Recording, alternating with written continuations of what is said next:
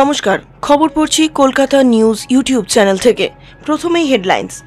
ঢুকছে জলীয় বাষ্প, আগামী সপ্তাহেই ভারী বৃষ্টি কলকাতা সহ দক্ষিণবঙ্গে স্বস্তির খবর।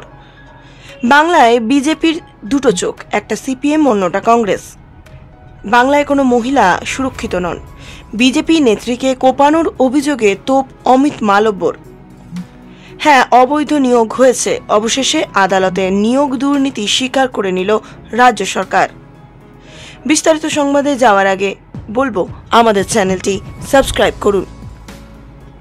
প্রথম খবর, বৈশাখ মাসে খেল দেখাচ্ছে তাপপ্রবাহ, অসহ্য গরমে হাঁসফাঁস দশা রাজ্যবাসীর। দক্ষিণবঙ্গের দুর্যোগ ভুললেও চলবে না। শনিবার গোটা দেশের মধ্যে সবচেয়ে বেশি গরম ছিল পশ্চিম মেদিনীপুরের কলাইকুণ্ডায়। কলকাতা সহ দক্ষিণের দীর্ঘতম তাপপ্রবাহ ভেঙেছে গত 50 বছরের রেকর্ড। তবে এত সব খারাপ খবরের মাঝে এবার আশার খবর শোনালো আবহাওয়া দপ্তর। আগামী সপ্তাহেই ভিজতে পারে দক্ষিণবঙ্গ, এমনটাই জানালো হাওয়া অফিস। আলিপুর আবহাওয়া দপ্তরের সূত্র অনুযায়ী বৃষ্টির জন্য আর বেশিক্ষণ অপেক্ষা নয়। আজ সন্ধ্যাতেই পূর্ব ও পশ্চিম মেদিনীপুর, পুরুলিয়া, বাঁকুড়া, ঝাড়গ্রাম সহ বিস্তীর্ণ এলাকায় বৃষ্টি হতে পারে। তবে এর জেরে এখনই তাপমাত্রা কিন্তু কমবে না। আগামী সপ্তাহে ফের বৃষ্টির জেরে এক ধাক্কায় নামতে পারে তাপমাত্রা, দমবে লুয়ের প্রভাবও। আবহাওয়া দপ্তর জানিয়েছে আগামী 5ই মে থেকে ফের বৃষ্টিপাত হতে পারে দক্ষিণবঙ্গে। গাঙ্গেয় দক্ষিণবঙ্গে প্রচুর পরিমাণে জলীয় বাষ্প ঢুকবে। উত্তর গোলার্ধে তৈরি হওয়া অক্ষরেখা দক্ষিণ দিকে আসবে, এর প্রভাবেই দক্ষিণবঙ্গে ভারী বৃষ্টির সম্ভাবনা। তবে সোমবার থেকে আগামী 4 মে পর্যন্ত বৃষ্টি হবে না। বৃষ্টির স্বাদ পেতে আর কিছুদিন অপেক্ষা করতে হবে দক্ষিণবঙ্গবাসীকে। আপাতত দক্ষিণবঙ্গে 4 মে পর্যন্ত তাপমাত্রা কমার কোনো পূর্বাভাস নেই। অধিকাংশ জেলায় জারি থাকবে লাল সতর্কতা। ওদিকে রবিবার ঘূর্ণাবর্তের জেরে উত্তরবঙ্গের দার্জিলিংয়ে, কালিম্পং এবং জলপাইগুড়িতে বৃষ্টির সম্ভাবনা রয়েছে। বজ্রবিদ্যুৎ সহ বৃষ্টির পাশাপাশি ঘন্টায় 30 থেকে 40 কিলোমিটার বেগে দমকা হাওয়া বয়ে যেতে পারে বলে জানিয়েছে আবহাওয়া দপ্তর। রবিবার রাতের দিকে হালকা বৃষ্টির সম্ভাবনা রয়েছে উত্তরবঙ্গের আলিপুরদুয়ার এবং কোচবিহারে।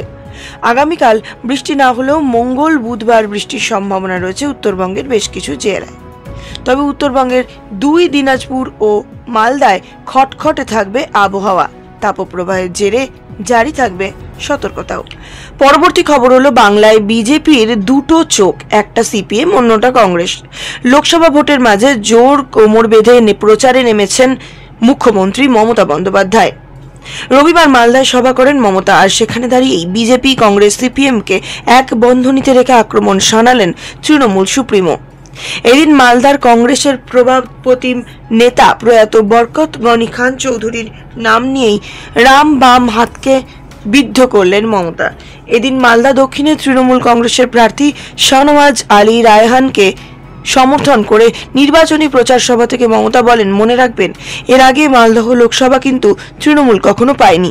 21 বিধানসভায় আপনারা আমাদের ঢেলে ভোট দিয়েছিলেন বলেই আমরা বিজেপিকে আটকাতে পেরেছিলাম, তাহলে এবারে নয় কেন? মমতা বললেন, বরকতদাকে আমরা শ্রদ্ধা করি, তিনি যতদিন ছিলেন আপনারা কংগ্রেসকে ভোট দিয়েছেন, আমরা খুশি হয়েছি, কিন্তু এখন কেন? মৌসম বেনজির নূরকে তো জিতিয়েছিলাম, কিন্তু লোকসভায় গিয়ে যে চুপ করে বসে থাকে তাকে প্রার্থী করার কোনো প্রশ্নই নেই। মহুয়া মৈত্রকে দেখুন, সংসদে বিজেপির বিরুদ্ধে সরব হয়েছিল বলে ওকে তাড়িয়ে দিয়েছে। মালদাবাসীর কাছে ক্ষমা চেয়ে মমতা বলেন, ক্ষমা চেয়ে নিচ্ছি, ভুল ত্রুটি যদি কেউ করে থাকে তাহলে দলের অভিমান হলে মানুষের কাছে ভুল স্বীকার করা উচিত। আপনারা বিধানসভায় গনি সাহেবকে জিতিয়েছিলেন, মালদহ মর্যাদা নিয়ে তাকে ওয়াকফ বোর্ডের চেয়ারম্যান করেছিলাম, তিনি এলাকায় আসতে সময় পান না, তাই আমার সিদ্ধান্ত এখন থেকে এখানটা আমি নিজেই দেখব। পরবর্তী খবর হলো, বাংলায় কোনো মহিলা সুরক্ষিত নন, বিজেপি নেত্রীকে কোপানোর অভিযোগে তোপ অমিত মালব্যর। লোকসভা ভোটে যখন গোটা দেশ শান্তিপূর্ণভাবে গণতন্ত্রের উৎসবে অংশগ্রহণ করছে, সেই আবহেও রেহাই পেল না বাংলা। লোকসভা ভোটের মাঝেই লাগাতার ঝরছে রক্তাক্ত পশ্চিমবঙ্গ। ভোটের প্রথম দফায় থেকে দফায় দফায় সংঘর্ষ, বোমাবাজির চিত্র উঠে এসেছে উত্তরবঙ্গ থেকে। আর এবার দ্বিতীয় দফায় ভোট শেষ হতেই হিংসার অভিযোগ খাস কলকাতায়।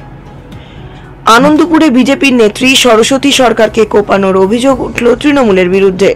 সূত্রের খবর, আনন্দপুরে ভোট প্রচারে পোস্টার ব্যানার লাগানোর সময় হামলা চালানো হয় বিজেপির দক্ষিণ কলকাতার সাংগঠনিক জেলার মণ্ডল সভানেত্রী সরস্বতী সরকারের ওপর।